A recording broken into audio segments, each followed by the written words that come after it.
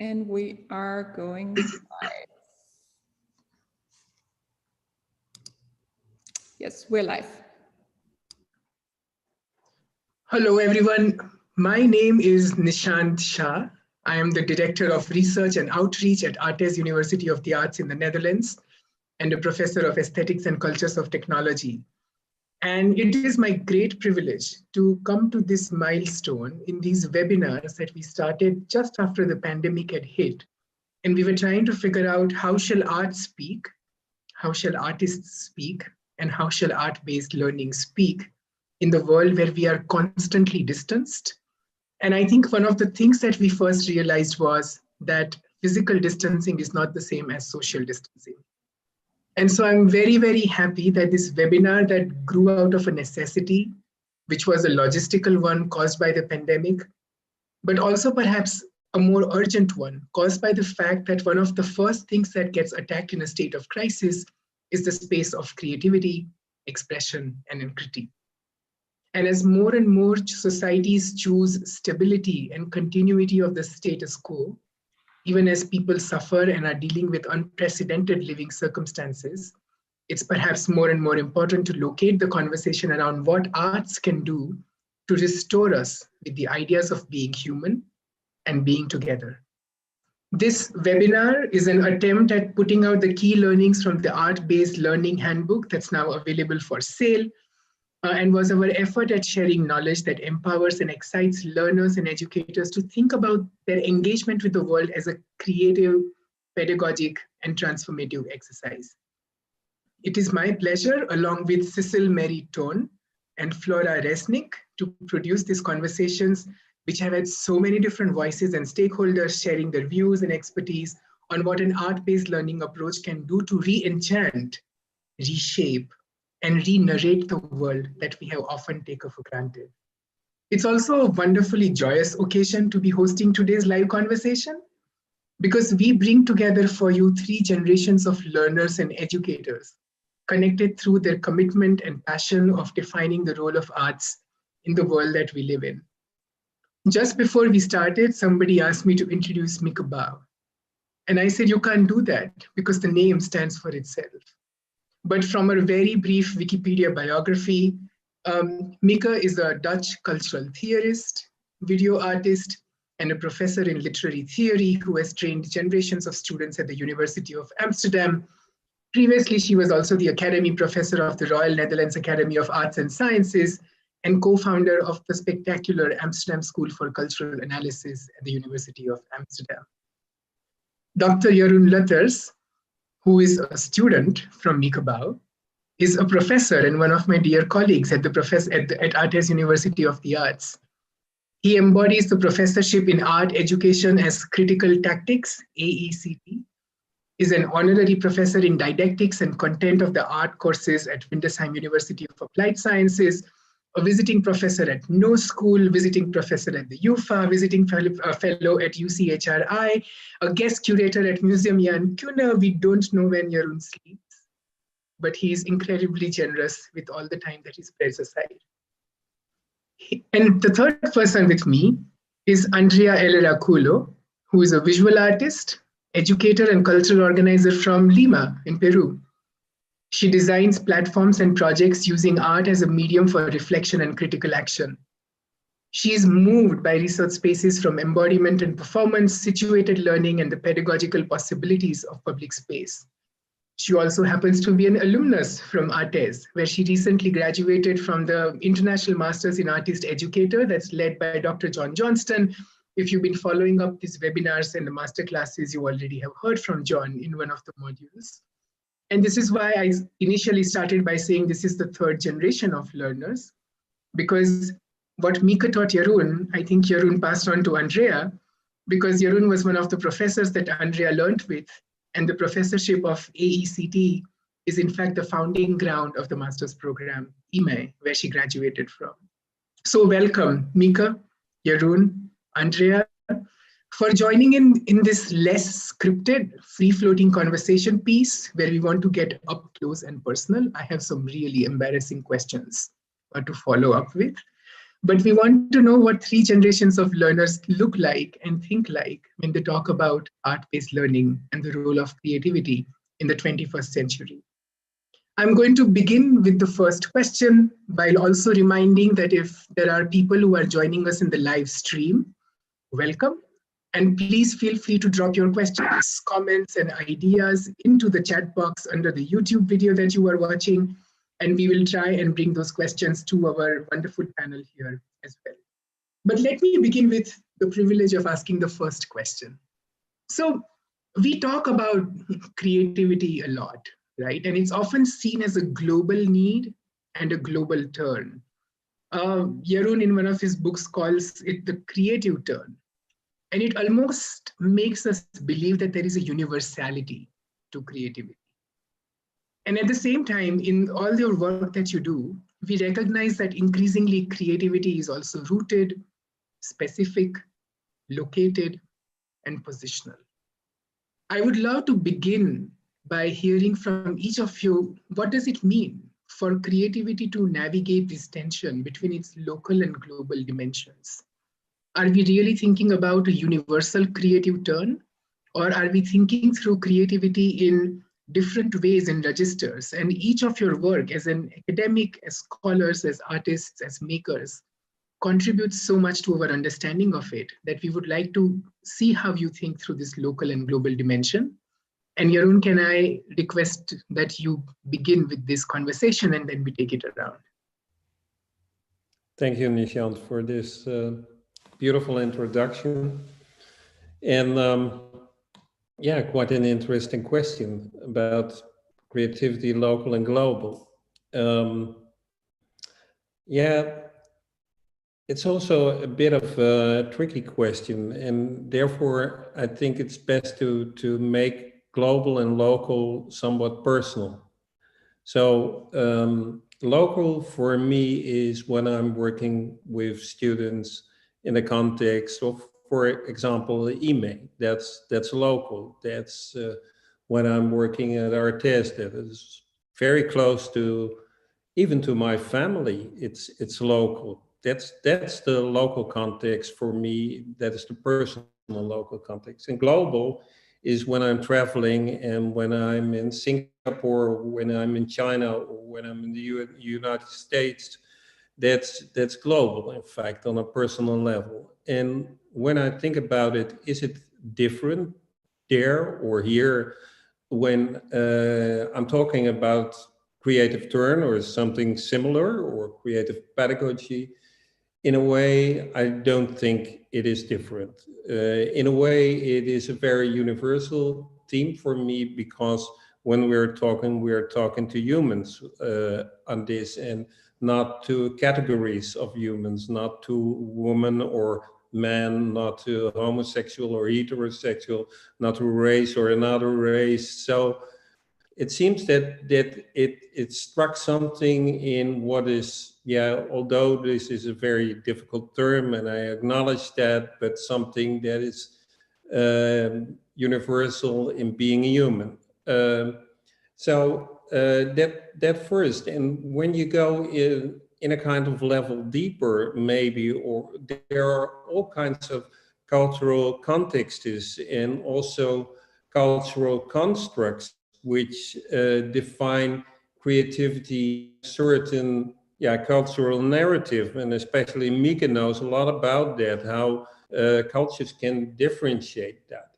So, for example, when you are, I think, in the States, or when you are in India, creativity can in one place be somewhat more natural in all-day life, and in other less. But on the other hand, for me, the States are not the States anymore. States is also India, and India has also become the state. So all these changes in narratives, this thinking in terms of culture, that is the Indian country, and that is the States.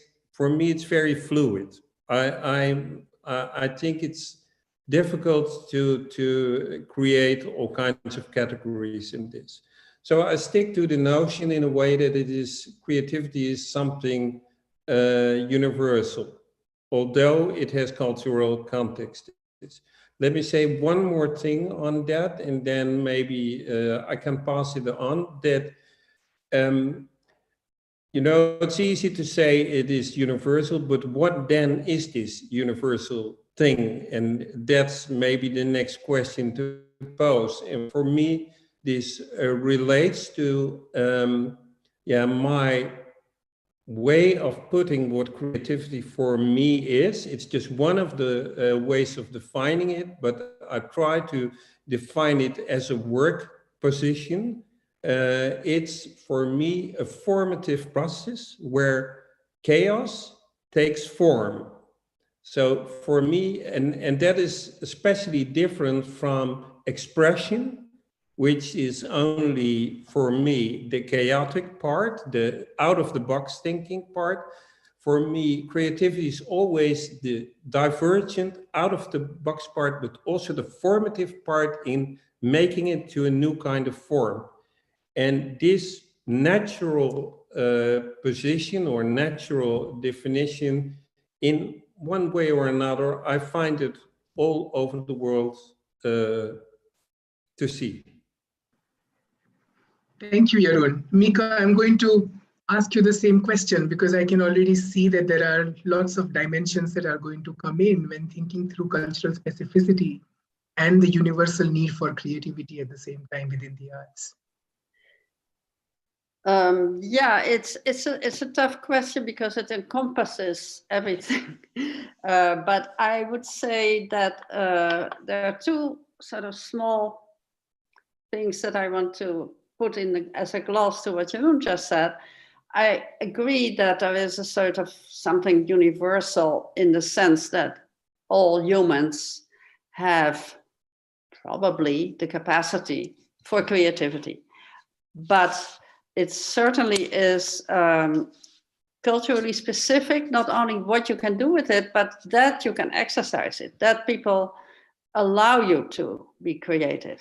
That is very different according to not only places, but also, you know, castes, I would almost say, speaking Indian, of the sort of social status.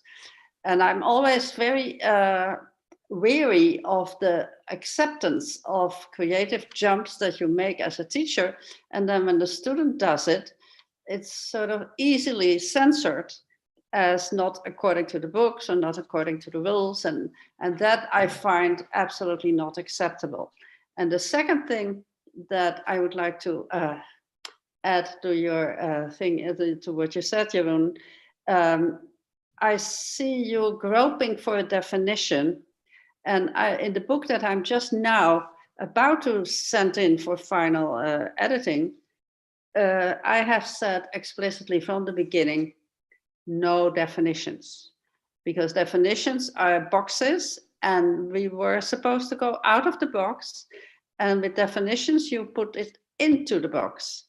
And I learned this among other people. I learned this from W.T.J. Mitchell, you know, who wrote this famous book, Iconology, that I learned a lot from. In his introductory chapter, what is an image? You know, it's a question that asks for a definition. What is an image? He doesn't give a definition. On the contrary, he comes up with 5 different meanings of image, and each of those has several layers in it. It's a beautiful analysis of how to not define a concept, and yet, because he is putting it all out on the table, you get a good sense of the possibilities of that concept of image. And I decided at that point, no definitions for me. I mean, of course, sometimes you need a working definition. Otherwise you get confused. But working definitions are not ontological. They are not stable. They are just tools. And I find that very important because the creativity of our thinking depends on it, depends on declining to fixate things. You know, I once learned from a younger scholar a very funny concept, classifixation. classification, this sort of categorization leads to classifixation. And I love that sort of playful, that's creative, this playful way of diverting, of abducting the idea of classification by saying it is a form of fixating and let's not do it. And in that sense, I like to think that in the thinking we do as scholars and as teachers, we have to be creative enough to let go without turning things into indifferent, sort of porridge, everything goes. No, we talk about something, we discuss it, we give it a conceptual meaning, but that's always provisional. And I think that that is the important thing in creative thinking, to never fixate and to always keep it open, but you put in some not a definition, but some theorization of the concept to have a kind of a theoretical grip on what you're doing, because without that, you end up into a morass. So for me, it's really important to keep that open and to not jump to definitions without, however, saying anything goes and it's all the same everywhere. And in terms of the global local, for me, I've been in so many different places. It's very important that every time you're in and you said that too, Jeroen, every time you're in a particular place, that's where you are local. That's where you are, but you're not really local. When I go to India, I have a very lovely, brilliant artist as a friend, Nalini Malani, who is from Bombay. And she, I can discuss everything with her, and she's very open-minded and we understand each other. But she knows things about her culture that I don't know. And that is the advantage of that, I would call it a global dialogue. A dialogue between, across these distances, where you can say, I can learn from her about the caste system, about the sort of the dictatorial behavior of Mr. Modi, about inequality in the cities, in the architecture, in the possibility for people to live, people on the streets, all that. Things that are not entirely and not definitively different from what we have here, but it's still culturally embedded differently. And that I think is something you can learn from contact with other cultures. Thank you, Mieke. Thank you. I think that's a wonderful segue. As I'm listening to it, I'm putting myself in Andrea's shoes and thinking, oh, they're telling the story of my life. Because Andrea, I know that in almost all of your work, you've been trying to destabilize identities, boxes, fighting against taxonomies and categories. I'm very curious to see how you think through this creative turn, which these, two kind of hypotheses have brought forward.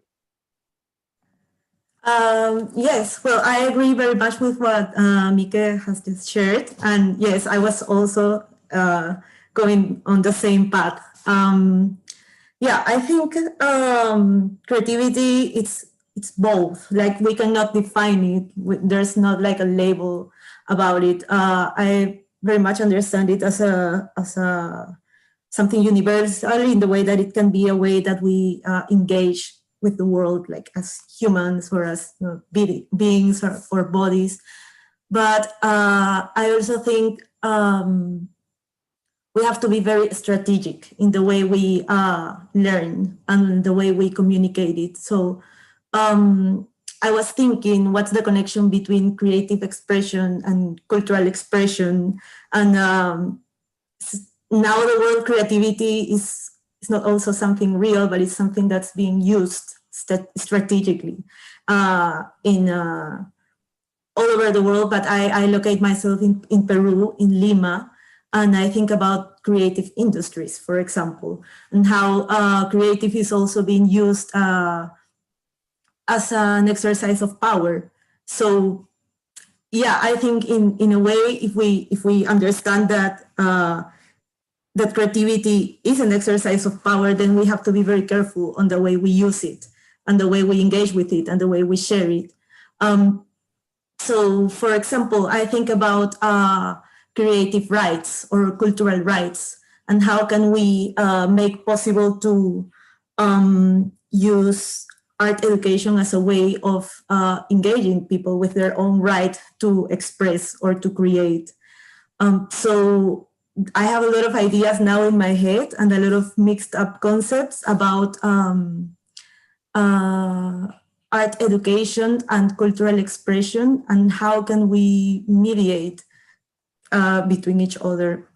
But yes, I think it's a big concept that shouldn't be classified, but we have to locate it in the world, in the world we live in, and how we understand the way it's being used nowadays. Thank you, Andrea. And this is really, I'm now feeling very proud of myself for the questions that we had prepared, because this leads us straight into the second concern that we had kind of picked up on and listening to the webinar. And while I'm posing my second question, I want to say hello again to all the people who are watching us online live. And I want to remind you that while we can, of course, speak forever, if you want to join the conversation, do spend some time leaving a question in the comment section, and we will try and pose the question to the speakers that we have with us today. But I want to thank you, the three of you, for giving us this liberation of not having to define creativity, while still recognizing the fact that it has become a fairly managerial term these days, right? The management of creativity, the regulation of creativity. And it has some very strange consequences, because it, on the one hand, glorifies creativity and art, but then say that only some people are creative and only some people have to be artists, and everybody else can be in the service of mechanical production. And if you want to go back to the Frankfurt School, mechanical reproduction. Right? I think in all of your work, you have given us a glimpse into everyday creativity. Identified creativity roles and the functions of creativity. And I'm wondering if you can help us expand this more about what does it mean to have creativity in our everyday practice, and especially how do you now connect it to artistic practice and art-based learning. And Mieke, as a one of our identified practicing artists, I'm wondering if we can begin with you, right, to think through this everyday creativity and the relationship that art and artworks have with the society that we live in. Thank you. It's a tough one, because I find it really hard to generalize about this. Some people are creative almost naturally, and other people have to really sort of struggle with their own confinements, on intellectual confinements, to allow it to be creative. So there are huge differences, but it's also, you're right, it's also a very important thing in thinking between, you know, what I'm working on at the moment is between art making and intellectual work, which is what I do. I do both.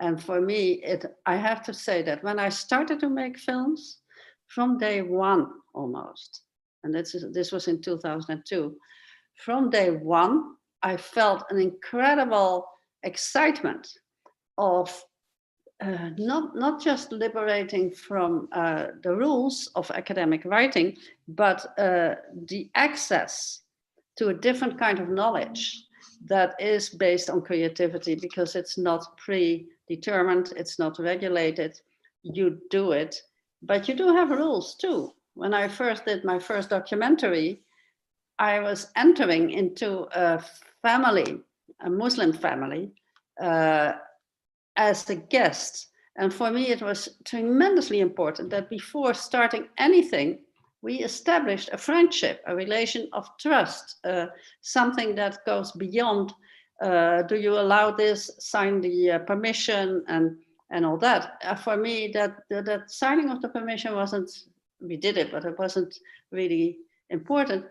For me, the incredible experience was that I got this privilege of having access to people I didn't know. This goes back to the local and global distinction, people I didn't know from a different culture. And the fact that we trusted each other made it possible to come up with creative thinking on both sides. They too came up with, and it's not because we were asking probing questions, because precisely we avoided probing questions. And we avoided certain things, ceremonial things that were clearly not on their minds. And so there is this need for being discreet, the need to be modest, that actually helps. So you have a confinement in the sense that you have to be careful, you have to be modest, you have to be tactful, but that also allows things to erupt in a kind of creative dialogue that was just amazing. And later on in the fiction works, the fiction-based works, I also felt that the fantastic collaborative aspect of discussing things with the people concerned was a way of coming up with creative ideas that I had never experienced. I felt so enriched by this, to be able to be an artist, so to speak. I mean, it took me a while to acknowledge me, an artist. I just meant to do a documentary for political reasons, and I didn't mean it to be, or for academic reasons. I didn't mean to be an artist. I never sought to be an artist. I never had that ambition. And then one day I was it. And so something had happened in between being a pure academic, but with a slight frustration, because of course I had a creative side to me that I had never given a chance. And then suddenly releasing that, it's also a question of releasing your possibilities. It became an incredibly joyful and profoundly changing experience. My academic work that I've continued to do, because people think I just shift careers. No, I continue to write academic books, but they are completely different because of that release of the creativity. Yeah, thank you. And I see Andrea nodding very, very heavily. And I'm curious to kind of bring you in immediately into conversation, Andrea, because I know that you have been talking about creativity and artistic practice way beyond just museums and classrooms, and in many, many different locations. And I'm wondering if you want to stitch that together. Yes, I was heavily nodding because I just had a conversation today about that. Because now, we received the news about the possibility of a new lockdown. And I was going back to March, April, where I was mostly staying at home. And I was thinking about how important it is for me, or it was for me at that moment, it still is, of course, as a student, as an artist, as a researcher, to be surrounded by expressions of creativity, by spaces, by bodies, by images that allow me to connect in other ways with the world. And to think and learn from art really moves me, and it affects me in a way. So it's something that I felt very strongly when I was not able to go out at that moment. And it's just this feeling of like unexpected connections that you get. And I don't know, it's kind of it's like a new finding every time that I'm just reading something or watching or having a conversation that involves creative thinking. And I don't know how to describe it, but it's just something, maybe it has to do with the videos about ABL. You can just not categorize or explain the feeling. But I know it's essential for my process, and it brings emotions to be surrounded by these kind of environments. And that I find, and I recognize myself and others. And so it's like a process of accepting your unique learning experience and to look at the pattern behind the chaos in my own mind. So it's something that I'm also very grateful for, to be surrounded by creativity, to be surrounded by people, by bodies, by spaces that just make this learning process from creativity possible. And it also turns into an urge to materialize this energy somehow, somewhere. So I understood at that moment that it was really a need for me. It's not, creativity is not something that I feel comes from inside. It's just an answer from this environment I'm surrounded with. And I'm very aware that I need and I fit from. So I don't know if that answers the question, but I got so into the topic when when you were talking about that I just make this this reflection. No, I think that's great. Thank you. And I know I want to rope Jeroen into the conversation because in the formulation of art-based learning and the creative theory of almost everything, Jeroen also gives us a largely anarchist manifesto, right? Because he is necessarily talking about unboxing creativity. And I'm very inspired by the fact that he says that creativity is not individual, but it's collective in many ways. Like, how do you treat it as a social force of transformation? And I think the No School project, which we have showcased in the webinars, is a great example of what happens when you take education outside of institutions, which are not ever really very creative. And what happens when you kind of unlock the potential. So Jeroen, I was wondering if you want to jump in with that right now. Yeah, and maybe it's also good to make it even more concrete. When I thought, because I love the way listening, I thought when I was listening to the other two contributions, what makes me creative or artistic, and where did it start, or where do I experience it? And it's very fundamental that the older I get, the more convinced I am that it started very early in my life. That in fact, in being in primary education, I already knew that creativity and artisticity were in fact very important for me. And that all the things that I couldn't understand, or I sometimes say when other children were looking outside, I was looking in the classroom, and where other children were looking in the classroom, I was looking outside. So it was like I was seeing different things, and I was experiencing different things that were not in the curated form. And this is the story of my life. So, and this made me also, as a child, a bit lonely. So a bit like not fully being into the story that you're supposed to be into. Luckily, I had parents who were very much aware of these kind of things, who understood how it worked, and that was my lucky tune. So in terms of politics, this was my lucky tune. But it stayed in my life, and then I went to university and so on and so on, and I started to believe in that. I didn't really experience creativity deep anymore. I try to formulate in a way the story of creativity, also to comprehend in a way what creativity was, but it was on the surface. It was a story in the surface.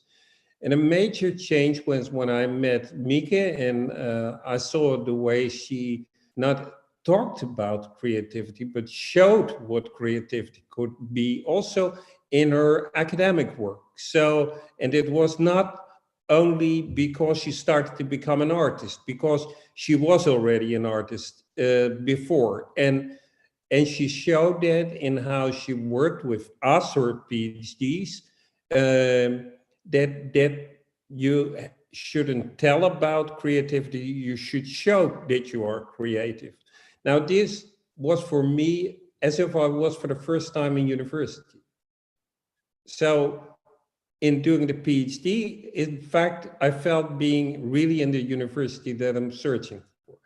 But last but not least, what then happened, and that's really weird in a way, I'm truly convinced that we are epistemologically not more capable than trying to get into some stories, which the capacities we as human beings have. Still, I have somewhere in the story, and it's because of people like in No School and MBO, I forced myself into another direction, and that's only a story. So please don't think that I'm believing in something that I don't believe in, but I forced myself to make it into a kind of natural science challenge. Let's suppose for a minute that on an ontological base, there is something like creativity. Let's suppose, I don't know and I never will know, but this estimation of a possible world of creativity inside everything, not even post-human, so not only in humans, but post-human, was for me like an artwork. It made for me a kind of, glance of inspiration that maybe I can catch something behind all kinds of stories that makes it, that for me, this relief Mieke also talks about, I can encounter. Now, this search for this principle, although I know I can't find it, but it's this search for this principle made it for me something like a challenge in everyday life in searching for the creative moments. And anywhere where people to start to talk about curriculum and also definitions and also everything, I searched for the creative moment, but I sensed it, I experienced it as being there, as if I could touch it, like the moment I was a child. And this made it so rich also in working with students also, but I'm going too far when I'm starting to explain mainly in MBO, because I knew nothing about the MBO, but in the time being, I more and more got convinced of the fact that university and HBO are very privileged in our society. And we're talking and talking and talking, and the guys in MBO, and it's half of the population in the Netherlands, they are really discriminated by the fact that what I call the right side of the brain, language, not in reality, not in the neurological reality, but as a metaphor, isn't acknowledged. These people are not acknowledged in half what they can do, and I experience it every day in the MBO when I come there, that they're really discriminated because the techniques of academic working or the techniques of social intervention in HBO are not theirs. They talk when they make a chair. They talk when they make a new design. And it goes so fluid.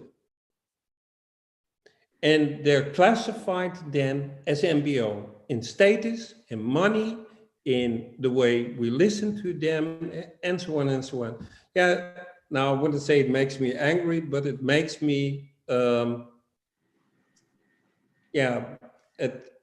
it hurts to see this. Thank you, Jeroen, for sharing that. For our viewers who might not be familiar with the Dutch academic hierarchical systems, Jeroen's been referring to how in the Netherlands, when it comes to higher education, we have academic universities, universities of applied arts and sciences, and then vocational training institutes. And it almost kind of replays not only a knowledge hierarchy, but also a creativity hierarchy, right? About who gets the capacity and the privilege and the affordances of being creative, and who are the people who are looked upon only as workers, right? Yeah. As if there is no joy or creativity or different kinds of intelligences which are coming in. So thank you so much for bringing that in. We have a question from somebody who is a part of the live stream, Jonathan Roos. Hey, John, thanks for dropping in and giving us the question.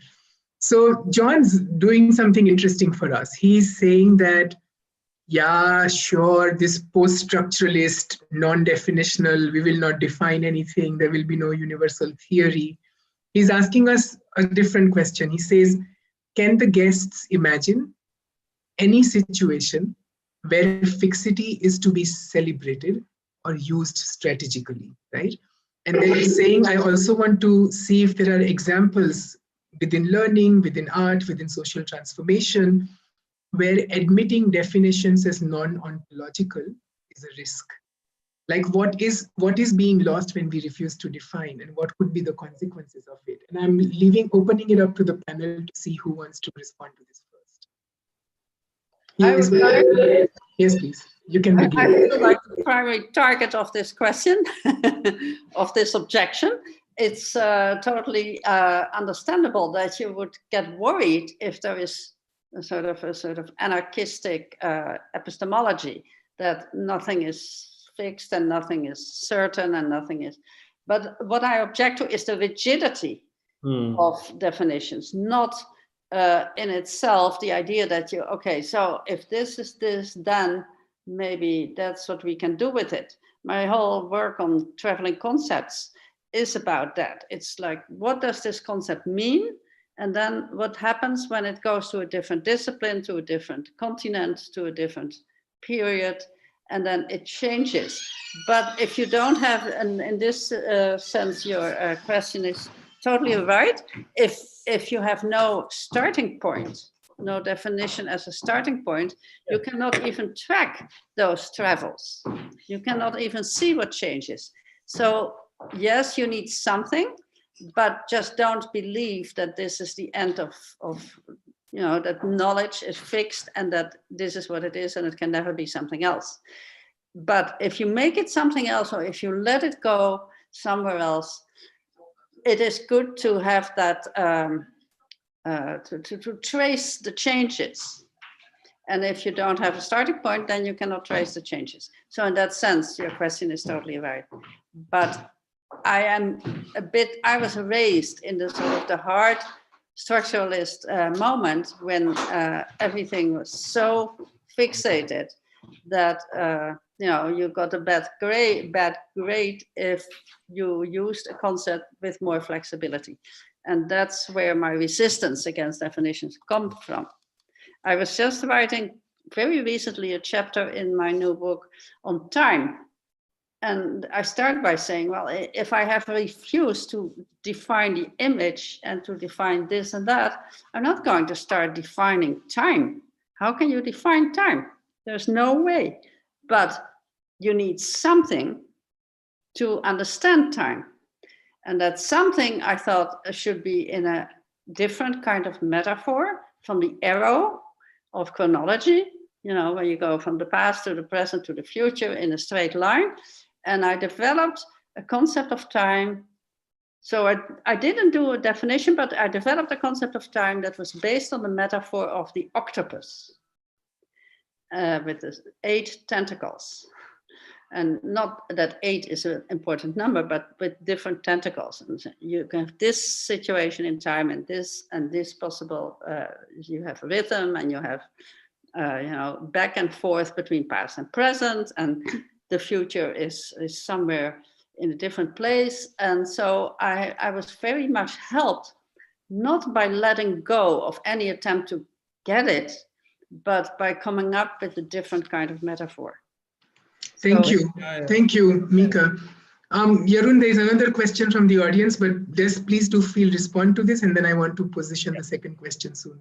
Yeah, because I like the question very much in that you have to take a stand in a way, and I think Mieke also completely agree on that. And I think in the time that we're living now, and there are really some urgent questions, as we all know, that it is really important to take a kind of post-intellectual position, so that we use our intellectual capabilities but also in taking this post-intellectual position, showing and taking the responsibility that for us, not anymore creativity is just a story, but it's something that we act on. So this is where, for example, and used and misused, but I like the work of the Deleuze, in which he said the creative acts, in fact, is this kind of a position you take. And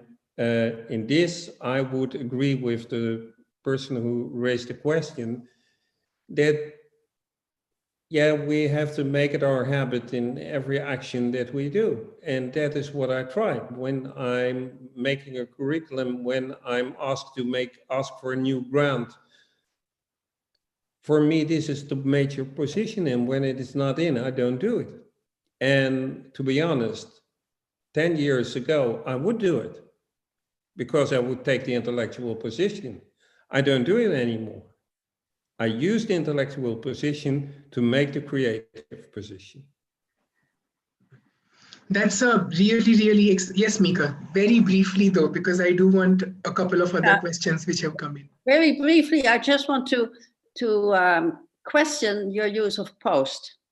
I think post suggests that you leave behind the intellectual position. I think you integrate it in the new one. So, yes. Really agree.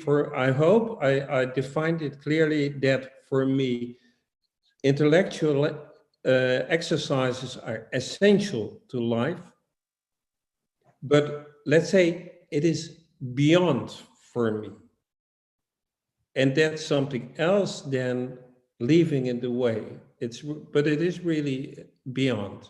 It's like a sculpture that evolves, but I don't regret having the other part in myself. I love it too much, the intellectual side. Thank you. This is so fruitful, and I now hate to be the moderator who cuts down conversations just when it's getting interesting, but I think there are other questions coming in, so I apologize for that. Andrea, there is a very specific question targeted towards you, saying, what are the specific strategies for locating creativity in a local context? Right? Like, how do you take up your own experience of coming to the Netherlands, going through this entire International Masters in Art is Educator? How does this translate back, right, into different kinds of contexts and spaces and so on? And would you want to kind of bear upon that a little bit? Well, that's a broad question. But for me, it's more a question about identity and how you position yourself in any environment. You know, in my case, a new environment. So during my time in ArtEZ, I had the chance of thinking about my own role as an art student in an environment where art-based learning was happening. And something that Jeroen said in a lecture we had stick with me and keeps resonating in my head, which is that the beauty of being a student is that it is a safe space where you can be in the moment entirely and accept everything around what is going on in your body, in your life as part of your learning process, as something meaningful. So it was also a moment for me to question my own identity, right? And yeah, I really think that this is the main idea behind art-based education. Like, it creates a safe space where you can feel free for listening, for really listening yourself and others. But yeah, I also think how you locate yourself, how you position yourself, there is a big responsibility behind that, because inequality is real and hierarchies are still very much present in the way the world works. And yeah, I think if creativity is an exercise of power, and if now we're talking about these ideas of how art can change the world, and yeah, for me it was actually a question of how can I affect my environment? How can I make this more than a performance, to actually see how can I be active in my position as a student. Yeah, so now I'm thinking about how we can make sure we are, how can we use creativity to enable a safe environment for learning to happen, for art to happen, to address this big power structure which art has always been connected to, right? So I think that's how that was the chain of thoughts that came into me with all this experience and how I understood my role as a creative worker here in the Netherlands.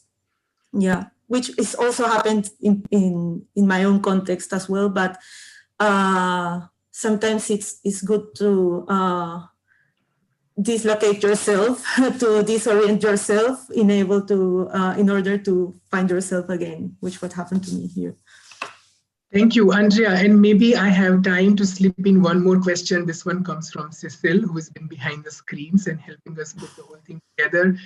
She's specifically asking, saying, we do see a lot of classroom practice where art students' work or way of thinking gets censored and seen as not acceptable, right? So it's not just grading and it's not formation, it's downright censorship. And Cecile's asking, could we talk more about how this can be addressed differently in art-based learning and art education? And I know, Jeroen, you have a passionate plea to make around this, and I'm asking you to begin and then Mieke to join in, saying how does art-based learning actually address this so that we can call this censorship as what Andrea very eloquently points out is an exercise in power, and how do you question that through art-based learning? Yeah, great. I will try to say something about that. After saying that, I like very much what Andrea said about the question, how can art change the world? But in fact, is it not that art is the world in change? And in fact, so it's not that art has to change the world, but it is the world in change. And that is the beauty also in a place like when you're exercising it in an educational environment, like in a university of the arts. It's not that we have to fight for arts. Yeah, we also have to fight for arts changing the world, but we are then on that moment the world in change. And that is what I experience in working with students, that I don't have to do anything. They are in this process of changing. And art-based learning, by starting what I think that there are some major things in this. One is that, and that I learned very much from Mieke, is that in fact, it all starts with this intense longing and also freeing yourself in the fact that every person is a storyteller. And for me, that's in a way the central point. That where Roland Barthes once said, becoming from a listener into somebody who tells stories, for me, that's the essential line in education, giving people space to become storytellers, make their own stories in the way they want to.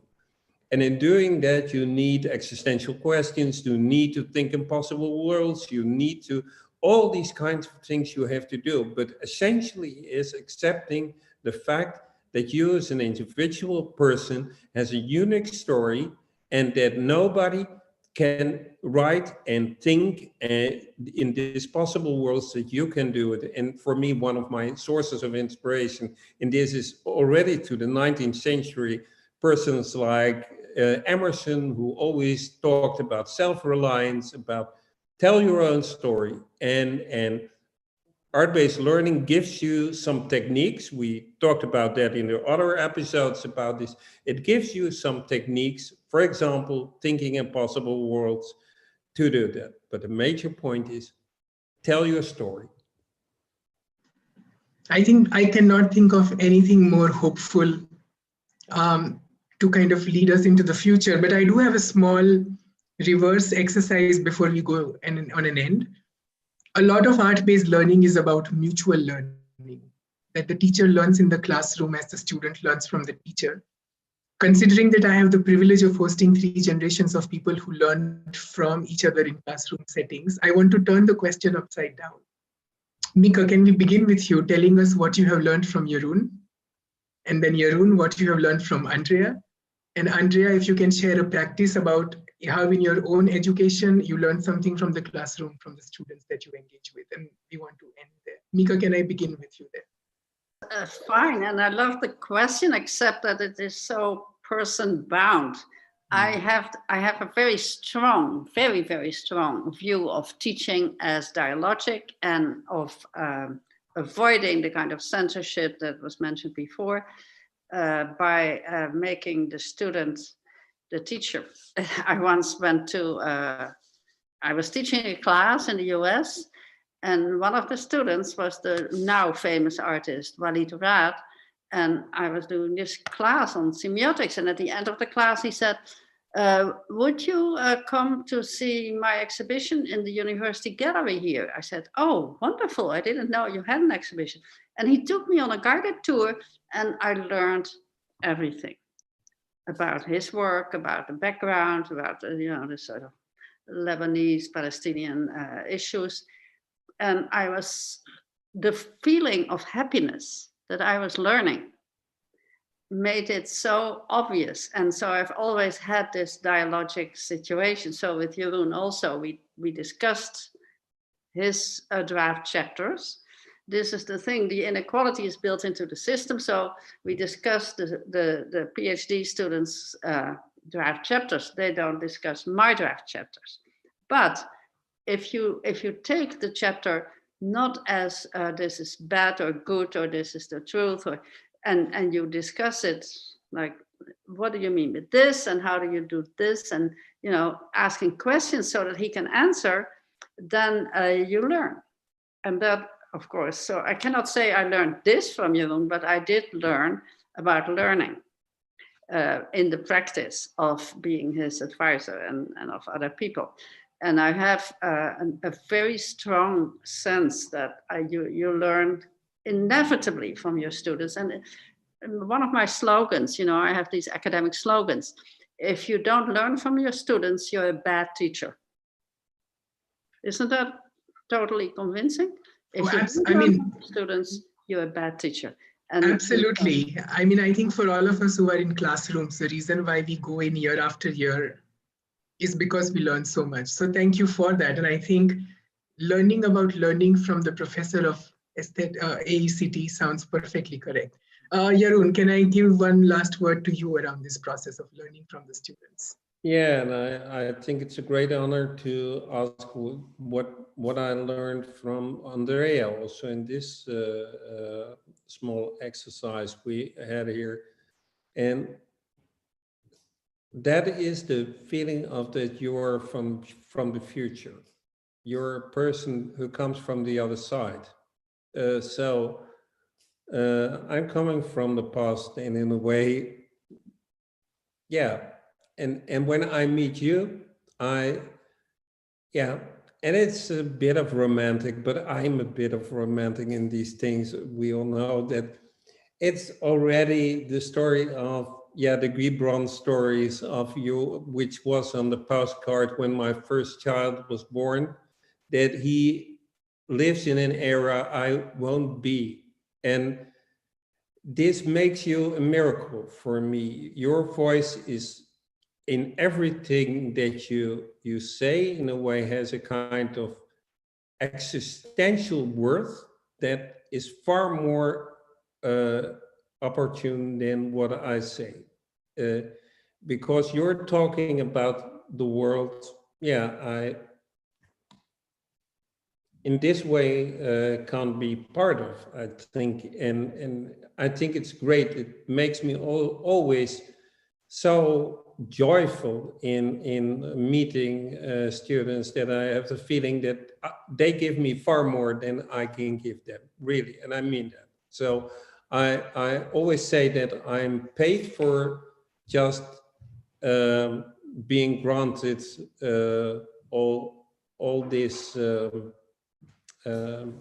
beautiful conversation with inspiring people who see things that I don't see. Thank you, Jeroen. And Andrea, so no pressure, but can I have your voice from the future? Sharing an experience of learning from somebody you know you were teaching. Well, you make me feel very young, I have to say. Yeah, I was thinking because as my participation here came just a couple of days ago, or maybe 3 days ago, I had a little bit of a hard time because I also have a part-time job. So I had to change a little bit my schedule in order to participate. But I was thinking today how grateful I am to be sharing now a house and a working environment, and how lucky I've been to share also an educational environment with people that really want us to